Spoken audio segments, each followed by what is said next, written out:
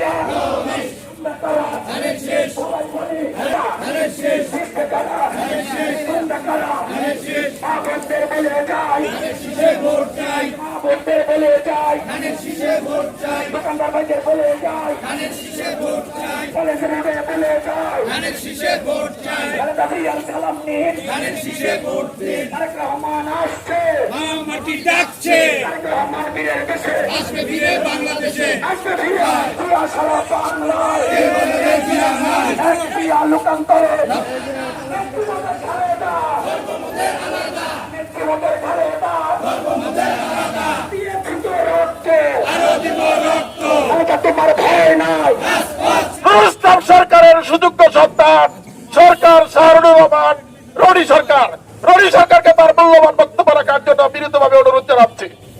আমরা পাপ্পু সরকার সহ রাজু মাস্টার সহ অন্যান্য নেতৃবৃন্দ সহ সুমন সহ এবং রাতুল আছে, এখানে আরো অনেক নেতৃবৃন্দ আছে, সকলে আজকে কর্মসূচি পালন করার চেষ্টা করেছি এবং সামনে আমরা এরকম কর্মসূচি আরো পালন করবো ইনশাআল্লাহ। এবং আপনাদের সকলের সহযোগিতা চাই। আজকে এই মিছিলে যারা আপনারা অংশগ্রহণ করেছেন, এই কর্মসূচি অংশগ্রহণ করেছেন, তাদের সকলকে ধন্যবাদ জানিয়ে পাপ্পু সরকারকে তার সংক্ষিপ্ত বক্তব্য রাখার জন্য আমি অনুরোধ করছি। ধন্যবাদ। আসসালামু আলাইকুম।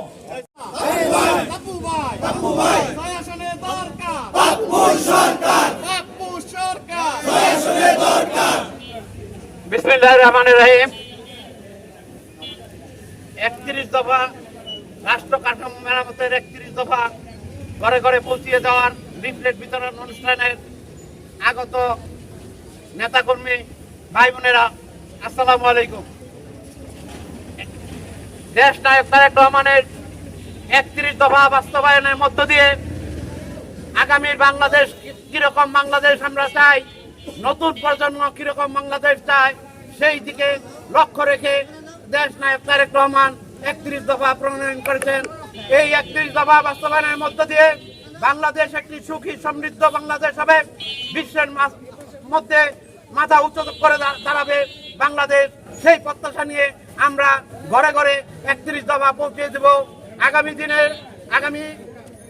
26 সনের ফেব্রুয়ারি মাসের যে জাতীয় সংসদ নির্বাচন, সেই নির্বাচনে কানের শীষের পক্ষে আপনারা রায় দিবেন, এই প্রত্যাশা রেখে আমি আমার বক্তব্য শেষ করছি। খুদা হাফেজ। বাংলাদেশ জিন্দাবাদ, খালেদা জিয়া জিন্দাবাদ, তারেক রহমান জিন্দাবাদ।